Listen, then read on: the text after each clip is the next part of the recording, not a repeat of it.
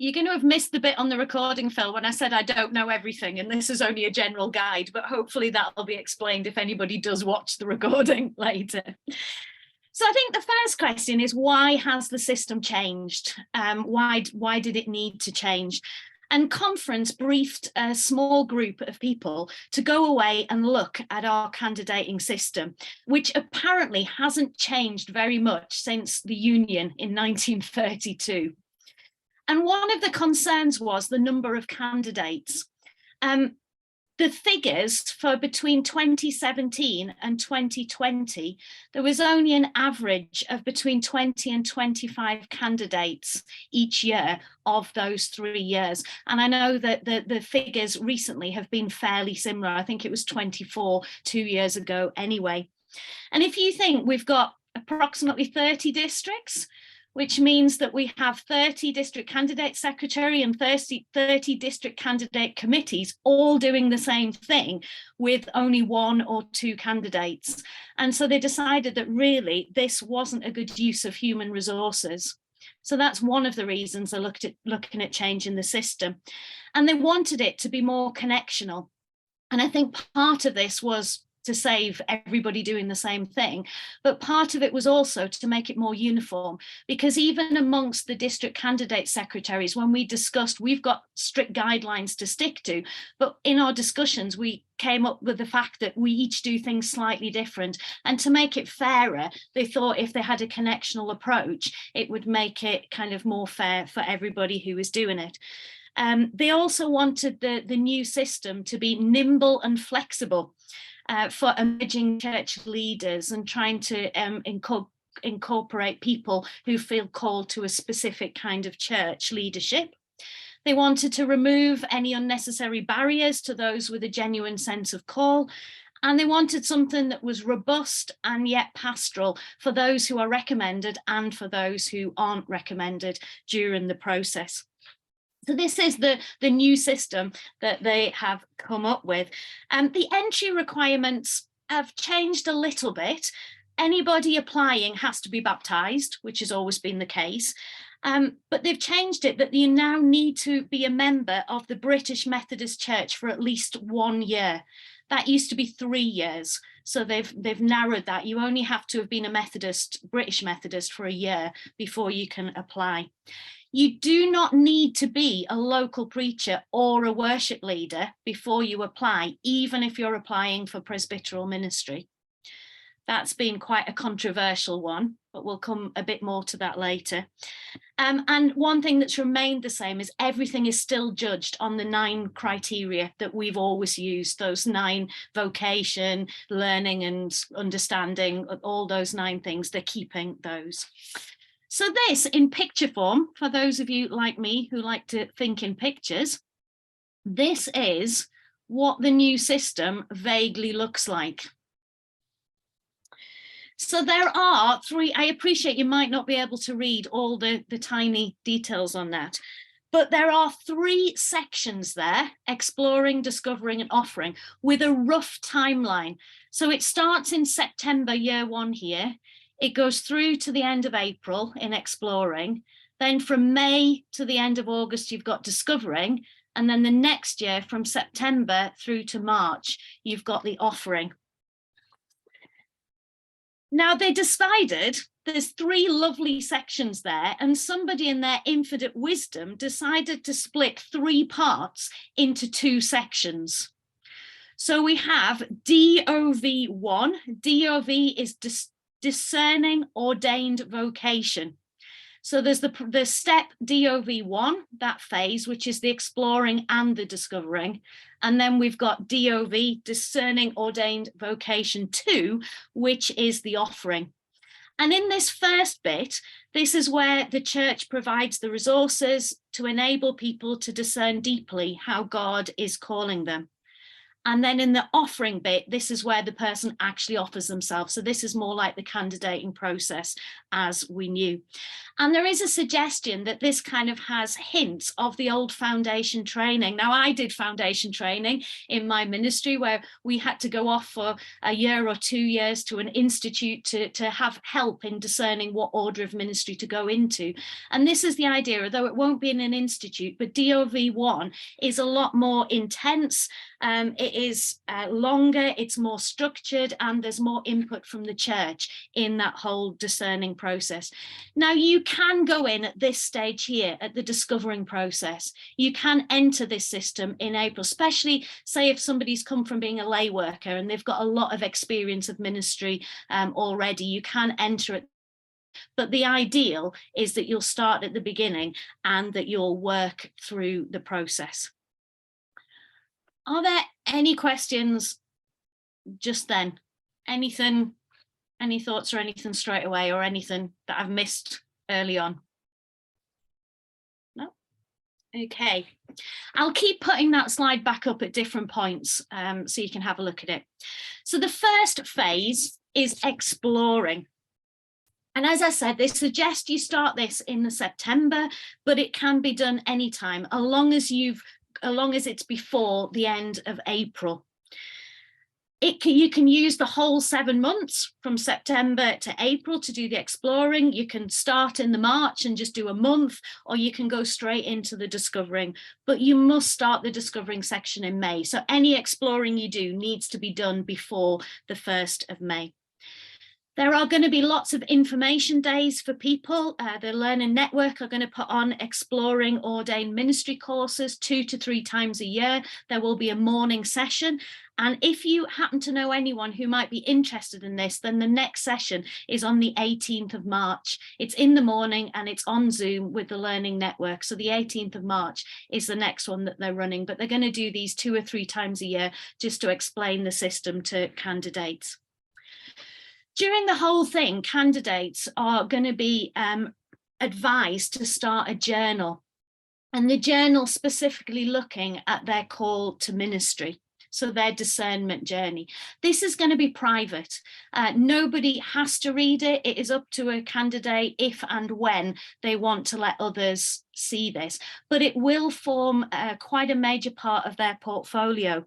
And the idea is that they note down anything that's made them reflect on their call. So a line from a hymn, a song, a conversation, a sermon, all these things get noted down. They can do it for things that have happened before they start journaling, but the idea is that they'll have this kind of complete record of their reflections on their call to ministry and an account of how God has worked in their lives and is still working in their lives. So journaling is a big part of this exploring, this first stage. Another one is shadowing and placements. So a person who's applying will be encouraged if they've got limited ministerial experience. So again, if somebody's doing lay work already, they might not need to shadow or do a placement, although it's always helpful to shadow somebody else or do a placement in a different context. But the idea is that they will arrange this themselves, but the diaconal order have said that if somebody wants to shadow a deacon and there isn't one in the local context, then they will help them to arrange it. But generally it's about having conversation with a minister and saying, can I shadow you for a day or whatever, just to see what you do. Support is another one of the factors in this process. And it's about kind of setting up their support network. So making sure that their friends and family know what's involved in the whole process, speaking to an ordained friends or their own minister about what being ordained is like. And this is where the church and circuit need to be involved as well. Although it's not formal, they need to be involved in praying and pastoral support for the person who's applying for ministry. And the person applying is encouraged to look at the different orders of ministry. You will know that this has been one thing that kept coming back to the DCC every year. People aren't clear enough about their call to a specific ministry. So people are invited at this stage when they're applying to research the different forms of ministry, to read the infamous documents, what is a deacon, what is a presbyter, and changing patterns for ministry. And speak to different ministers about what the process, what the different ordained ministries are about. And then I guess one of the last main parts of this section is the Explore course. And this again is being run by the Learning Network over 9 months. Now, this is where somebody needs to start in the September, because if they don't start this course in the September, they can't join it midway, because this group is going to be kind of a support group during the exploring phase, and they meet once a month for 9 months. And there's all sorts of things that they look at as part of the discerning process. So the titles are things like prayer and discernment, theological reflection, biblical perspectives on vocation, engaging with a range of ministries, Methodist perspective on vocation, our calling, Methodist way of life, exploring my faith journey in my context. So each month they're going to look at a different thing. So this is where it's good to encourage people to start in the September in this exploring process rather than join it part way. You don't have to have done the Explore course, but it is recommended. There's a lot in it that will be helpful for the rest of the process. So during this kind of exploring, during the journaling and the Explore course and the chatting with friends and family, there are 2 things a person needs to do to get onto the discovering part of the journey. One of them is to fill in an application form. The application form for DOV1, which is on the website from the 1st of January each year. And it's got to be submitted by the 30th of April. That's where the deadline kind of comes in. It must be submitted by then. And it needs attached to it a letter from a church leader to support the application and confirm that the person is a member of the Methodist Church.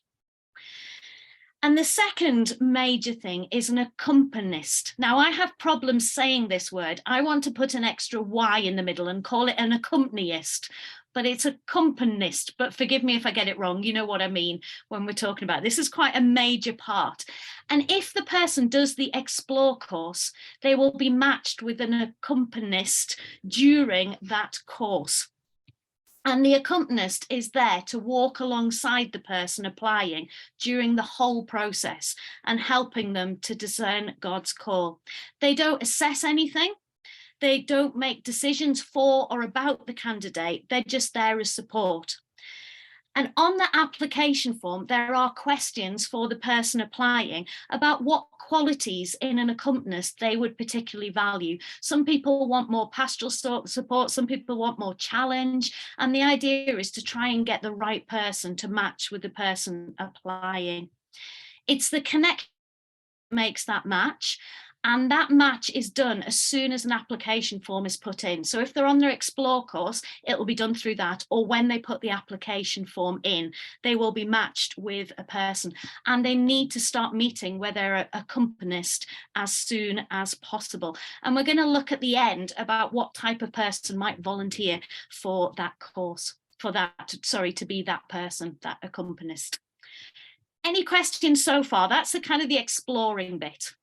Any questions or comments or thoughts? Yeah, Richard. You know, the meetings of the Explore, will there be central meetings that people have to travel to, or will they be regional? They will be online.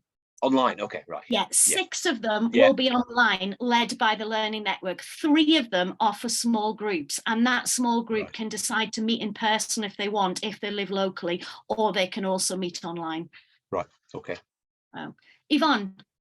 It's an observation, really, that seeing as how the entry requirements, for want of a better word, are being diluted so much, that it seems to me it's a shame that the exploring part is only optional, because I was concerned about I am concerned about the changes.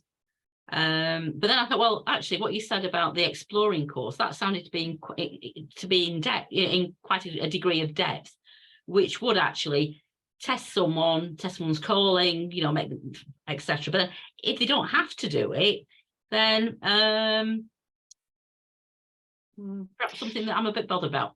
But there is a lot more exploring in the discovering phase as well. But I think the recommendation would be, if somebody wants to apply, get them applied for get them in the system by September so they can do the Explore course. I would agree. I think it looks really good and really helpful. I guess, Gill, that if there was somebody who was really quite new to us, we would all want to encourage them to do the course, even if it's not compulsory. But as you say, if somebody's a very experienced lay worker, already a trained local preacher and worship leader, we ourselves might not feel that the Explore course is absolutely necessary for them to do. So I suppose it provides that degree of flexibility. And my question was just to make sure, I'm right in saying that this is the process as of now, this has begun. So anybody who's interested now is really waiting to start in September on the Explore course. Yeah, there is a cohort going through now which had their application forms in by the end of August. They're still doing the old system, but anybody interested now, this is the only option. This is the new course. Anything else? Okay, let me just go back to this slide just for a second. So we've looked at the exploring bit. The little images don't fully match with what it says on the website, but generally there's the accompanist, the support, the shadowing, journaling and learning.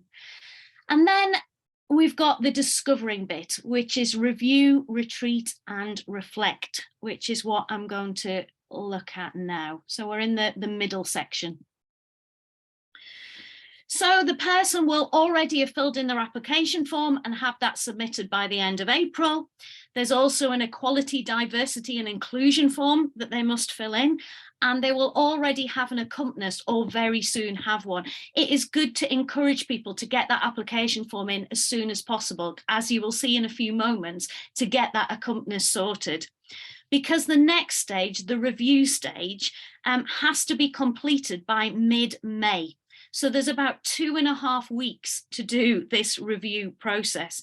And what that involves is having 3 meetings with the accompanist. So if they're not submitting their application form till the deadline of the 30th of April, they've got to be appointed an accompanist and meet with them 3 times in 2.5 weeks. So the earlier that form can get in, the better.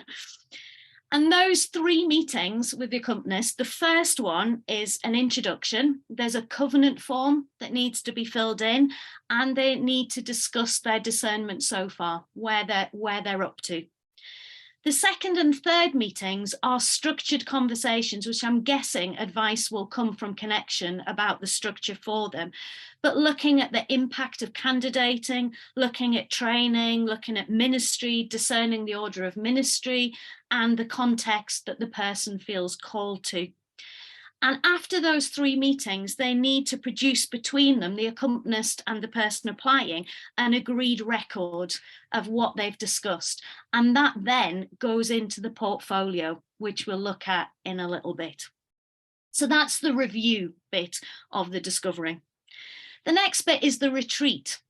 So these 3 meetings have to happen before the retreat, and the retreat for this year or next year is already set at the 19th to the 21st of May. So this all has to happen by the 19th of May. And everyone who applies on DOV1, the first application form, is given the gift of a retreat by the Methodist Church. They're automatically booked on it and it is paid for by the church. They have to provide their own travel expenses, but everything else is provided. And this is just everybody who's applying that year, plus the retreat leaders. So the accompanist isn't part of the retreat. It's just the people applying and the retreat leaders. It's going to be led by an ordained presbyter, an ordained deacon, and a layperson. Apparently all who have lots of experience in leading such retreats. And it is basically a structured time of discussion and reflection to help them in this discernment process. So they've met with their accompanist, they've had this retreat, and then in the 2 weeks after the retreat, they have to meet again with their accompanist to discuss the retreat and where they feel that it has taken them, especially spiritual discernment at this point. And they have to prepare with their accompanist for a conversation with the DOV1 advisory group. And this kind of is the step that we were doing, but it's earlier in the process. So this is where the District Candidates Committee is really being replaced by a connectional group. And it's the DOV1 advisory group. And this takes place at the beginning of June. So it consists of the person applying, the accompanist, and 3 members of the bigger advisory group. They meet online for an hour's discussion on the discernment so far, and that gives the applicant chance to share with a slightly broader group what they've learned so far, and especially what they've learned from the retreat and from the discovering process. And the advisory group will then suggest, and it is very well stressed in the literature that it is just suggest one of 3 outcomes. The stress is on advice and suggestions, but the decision lies with the candidate. And again, that's a bit like our role. We may not have recommended somebody from the district, but it was still up to them whether they went on to Connection. So, and as expected, there are 3 outcomes that this group can suggest, either that they continue to DOV2, or they do a kind of a bit of a placement, but still continue. Maybe there's some needs that need to be met, but generally that they're advised to continue. Or secondly, that they explore further and return to candidate another year. And that might be if somebody hasn't done the Explore course, you tell them to go back, do the Explore course, and then think about applying again. So if somebody's kind of not quite there and they want them to explore a bit more. Or the third option is explore a different vocation. So it's kind of recommended, not yet recommended, or not recommended, as we would know it.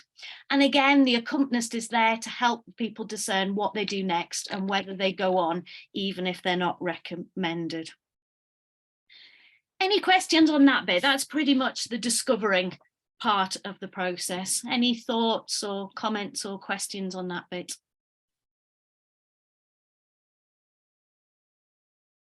No? Okay.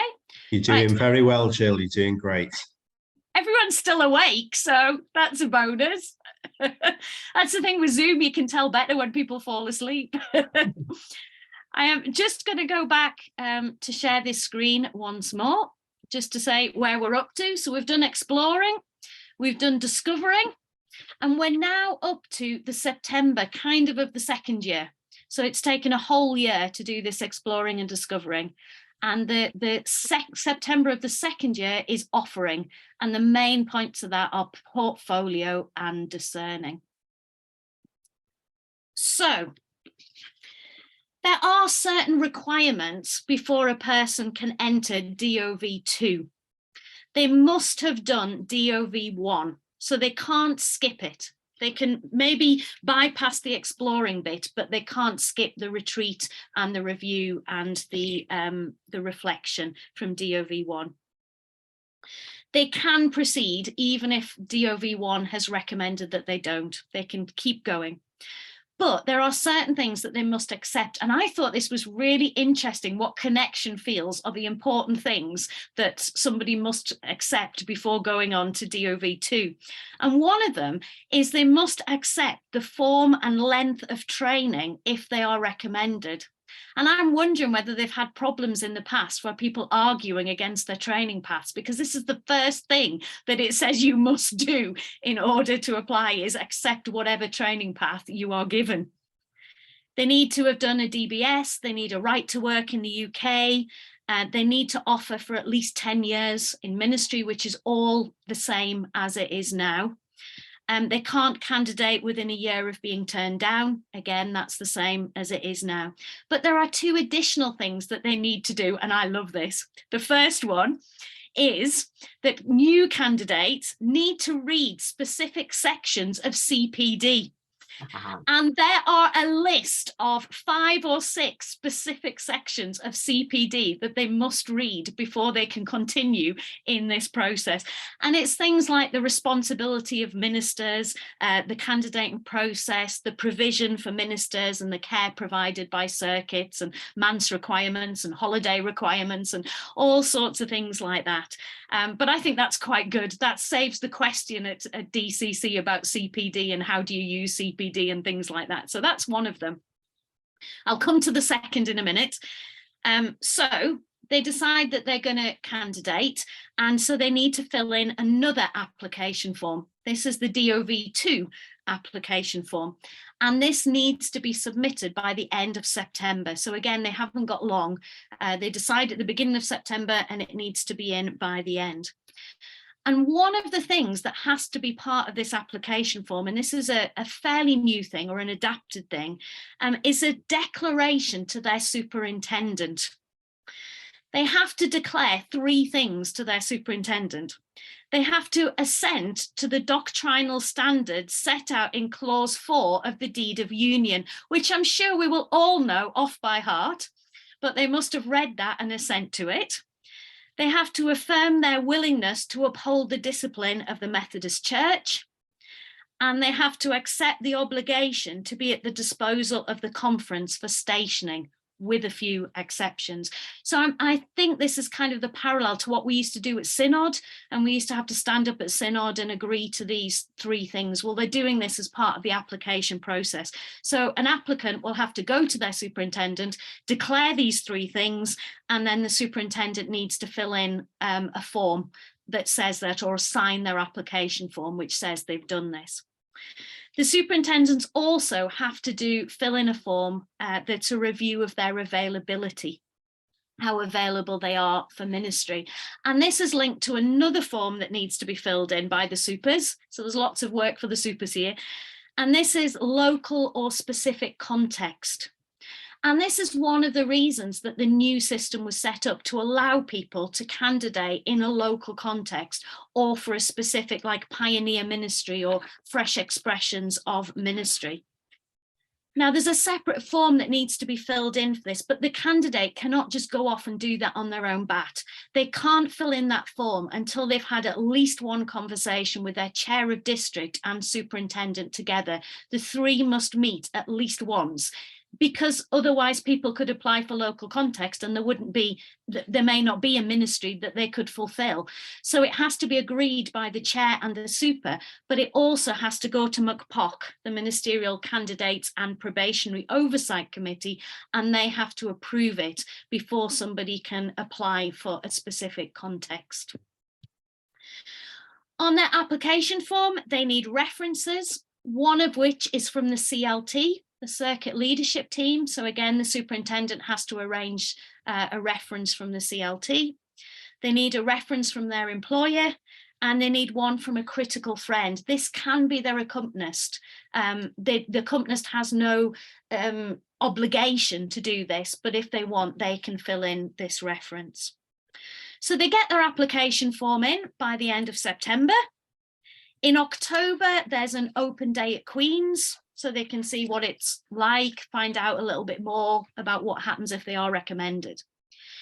If the person is not a local preacher or a worship leader already, then the superintendent needs to appoint them a mentor and needs to provide them with intense worship preparation and preaching experience in this 6 months, from the September to the March. They need to get as much experience as possible in local preaching and worship leading. I'll come back to that in a minute because there's a little bit more to that. But this is all kind of still in the application bit. In the October and November, they will have a resilience assessment, which is meeting with a connectional psychologist online. If they're applying for diaconal ministry, they'll still have the meeting and interview with the warden just to find out a bit more about diaconal life. And then they have to, again, as we do now, submit a portfolio by the end of November. So it's the same deadline as it is at the moment. We're just kind of a year later on. Now, this is the bit that's not yet set. The Learning Network are going to run support groups like they do at the moment, regional support groups to help people with their portfolios. And these have been brilliant. The feedback so far from our region has been that this has been really, really helpful.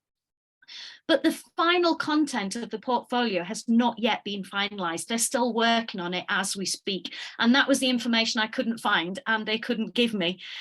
They said that certain things will need to be included in the portfolio. So things like the structured conversation with the accompanist, the form that they have to fill in, the letter from the DOV1 advisory group with their recommendations, that has to be in it. The report on any placements that they've done needs to be in it. But there seems to be an element of choice. It seems to be that the new portfolios aren't going to be quite so structured, and they get an element of choice about what else that they want to put in and how they do it. So there's certain things that they think, because this is not set yet, that Connection think that they're going to need a person applying, the candidate, to prove or to show evidence of. So things like their testimony, things like self-evaluation, reflection based on their journal, evidence of engagement with our calling and the Methodist way of life. All these things, they're going to have to find ways of proving that they've done. Things like reflecting on their exploration step and their discovering step of this whole process. So what they've got out of DOV1, how their sense of call has changed. They're going to need to provide evidence of engaging with theological reflection and with learning. There will still be a book review that will be needed in the portfolio. They need evidence of leading worship and of understanding British Methodism. But how they do that is going to be a lot more flexible. So they might do a video, they might do audio, they might do written, whereas at the moment, the whole portfolio is written. So if that's not your style, I guess you're disadvantaged. So there's going to be lots of different ways that people can submit this portfolio. So this is submitted by the end of November. And a report is given, like it is now, a report feedback is given, and that's also sent to the DOV2 Connectional Committee. And that's the next bit of the process. That's quite a lot of information in one go. Is there anything on that bit before I go on to the Connectional, which is the kind of the equivalent of the Connectional Candidates Committee as we know it now? Anything on portfolios or that bit? No. Did you say, Gill, that you'd come back to the intense experience of local preaching and worship leading in 6 months? Yes. That sounds exciting. Yes. You're coming back to that in a bit. A little bit, yeah, but Okay. but do ask when we get to the end if I haven't come back to it sufficiently. Okay, so the next part, or the other main part of the offering, is the DOV2 Connectional Committee. And this is going to be at the beginning of February. So we've kind of taken the district step out. That's the earlier retreat. And this is going straight to Connection.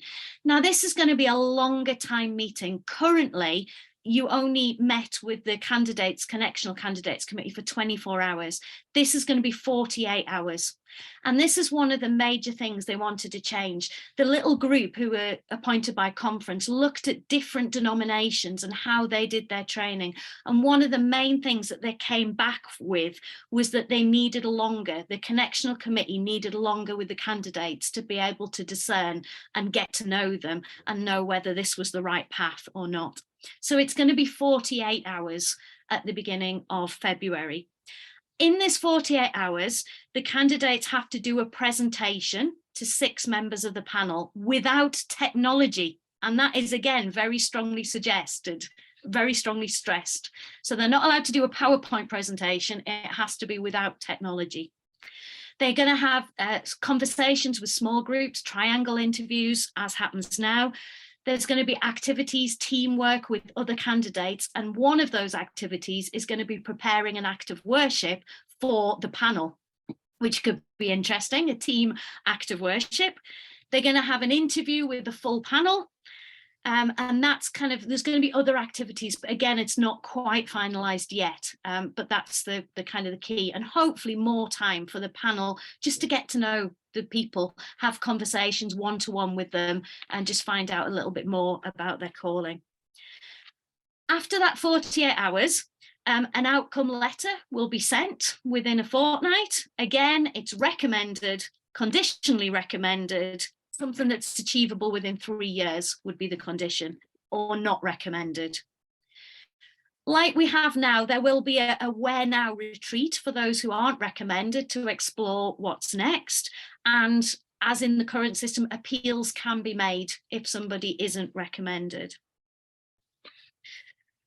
So for those who are recommended, this process will be complete by the end of February. So there's pretty much 6 months before training would start in the September. So we're on to kind of September year 3 at this point.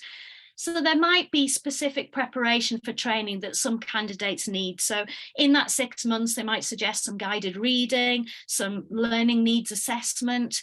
There might be other things that are specific, a placement that might be specific to that person and where they feel that they need a bit of extra support. And the mentoring for worship leading and local preaching will continue if this person is not already a local preacher or a worship leader. And this was just all that I've really read on this is, as I said, this was the controversial bit. But they said in the documents that training to be a local preacher doesn't necessarily help you with preaching as a minister, because it's a different context. You are pastorally involved with the congregation that, as a minister, with the congregation that you're regularly, or congregations that you're regularly preaching to. So it's a different context. So learning how to preach as part of your ministerial training has its advantages, because you're learning to preach as a minister and not learning to preach as a local preacher. My jury's still out on that, but I'm not here to give my opinion. I'm just here to share what the process is. So that's all they've said in any of the documentation so far. If you're not already a local preacher or worship leader, you've got a heck of a year trying to get as much experience as possible as you're candidating. And then the training will be given as part of your training to be either a deacon or a presbyter. I'm presuming it doesn't say, I'm presuming that that the local preachers training, the preaching training, will be for deacons and presbyters. But I'm guessing that if a deacon doesn't feel called to preach, but to lead worship, they won't have to do the preaching side of it. But nothing's clear on that just yet, not in what I've read anyway. So you keep practicing madly at preaching. You do whatever the connectional team have recommended, whatever reading or something you need to do. You meet with a tutor from Queen's and a member of McPock, a kind of a three-way meeting to discuss the pathway of your training, and then conference or convocation, hopefully approve the training to go ahead. And at the moment, they're still thinking that the training will be full-time for 2 years or part-time for 3 years, but there might be an increase in circuit-based learning pathwork, especially in the final year where people learn in circuit, that they think that might increase. So apart from a little bit about accompanists, that is kind of the process as much as I know it. So are there any, again, questions, comments, complaints, thoughts? I was just wondering, how is all this presented to the person who makes a tentative inquiry about wanting to, to enter into ministry? How is this presented to them? There are exploration days. As I said, there's one on the 18th of March coming up where the Learning Network will explain that, but there's only 2 or 3 a year. So what probably will happen is the person will come to their minister, and it will be up to their minister to explain this to them or point them in the direction of somebody who knows what they're talking about. I don't know that there's going to be any ministerial training on this. The superintendents will need to know what they're doing because they have to feed in at various parts of the process. But generally, if they've missed one of the exploration days, it will be being put in touch with Learning Network or the super or minister explaining the process, or just looking online, finding out this information for themselves online. Or Shirley, send them to the chair. We can send them the video of this Zoom, Shirley, and point them to Rev'd Gill, who's got all the answers for us. Not at all. Ellen. So I just had a question. So that what they're essentially doing is not disbanding sort of district-wide candidates committee groups, aren't they? Yeah. So our role is then to help them to sort of get on the pathway to go where they need to go in many a way, isn't it? Okay, that's helpful. It is to keep promoting. I mean, I don't really have a job anymore as district candidate secretary, but they say that our job is to keep promoting and encouraging people to candidate, but also maybe in being an accompanist, which I'm going to come to in a minute when we finished all the questions about the process.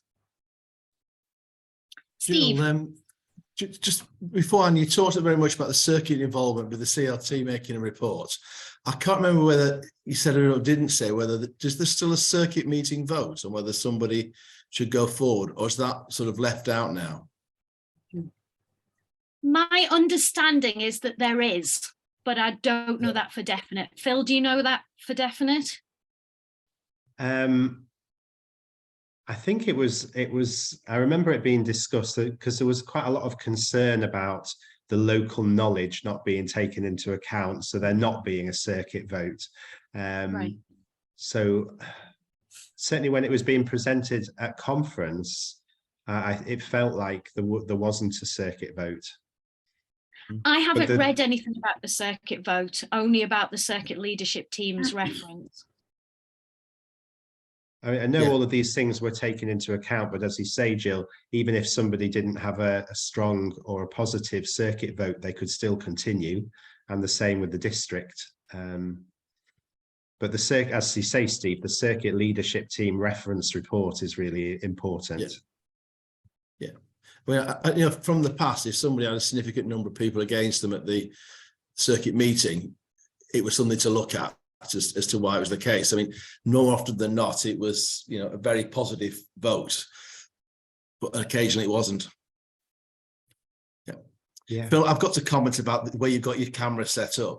It looks like you sat on a throne with the fireplace behind you and the little sort of yeah, there you are. Yeah. King Phil.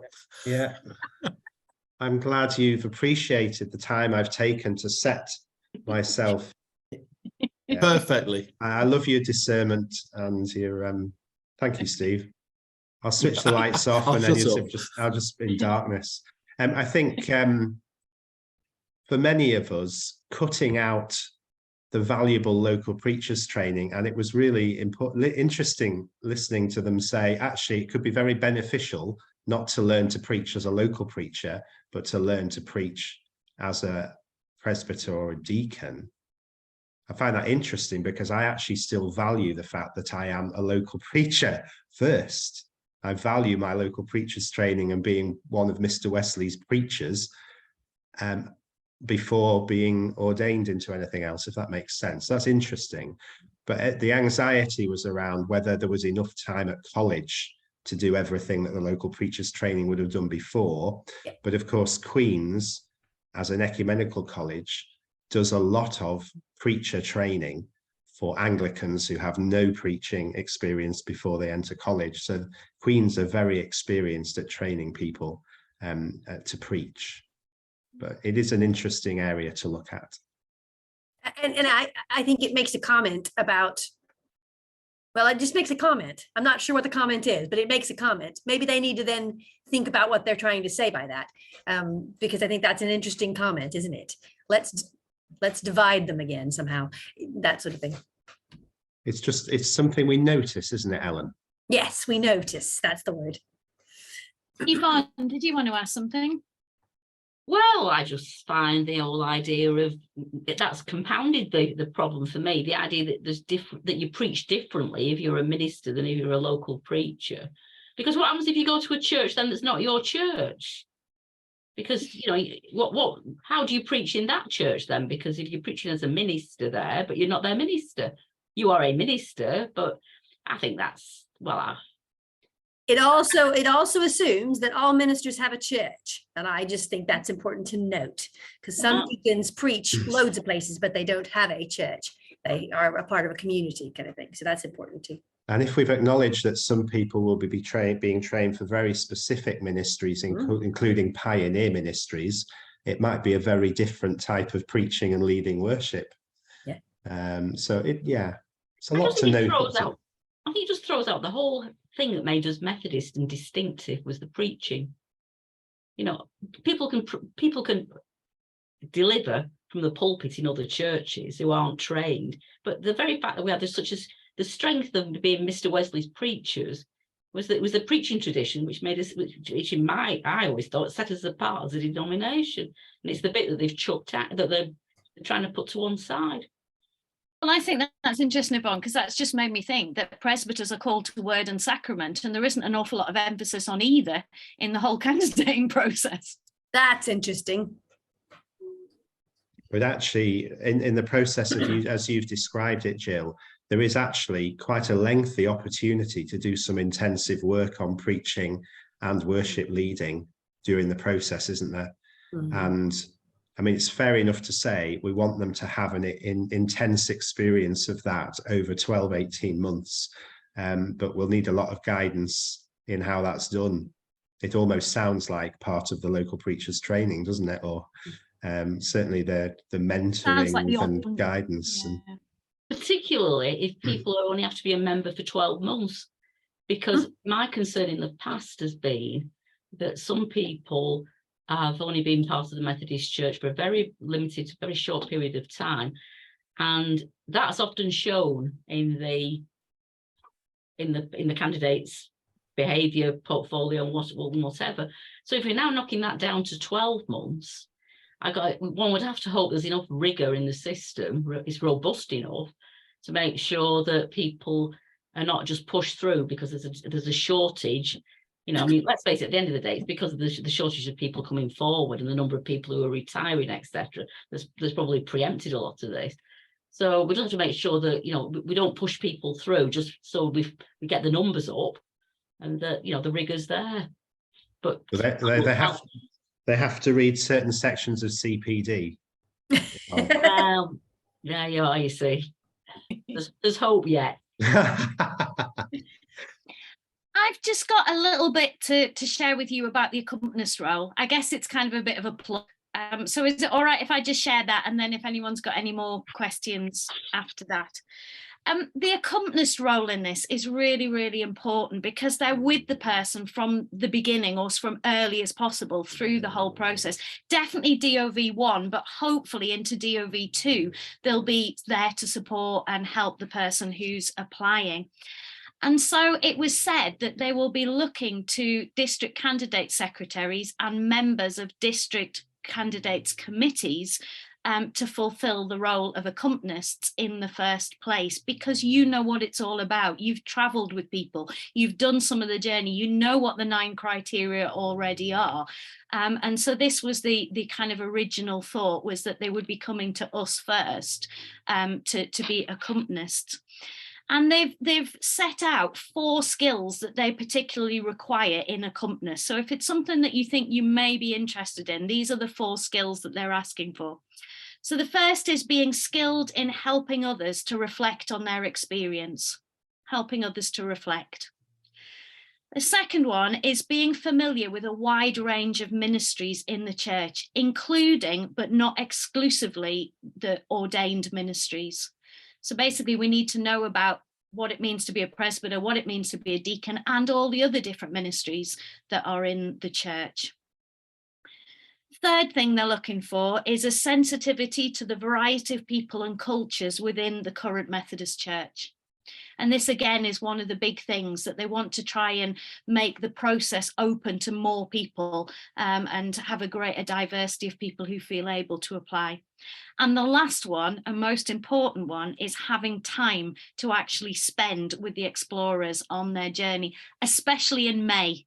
May is a very, very busy month for the accompanist and the person that they are accompanying, with all these meetings and reflecting on the retreat and preparing them for the first kind of committee meeting.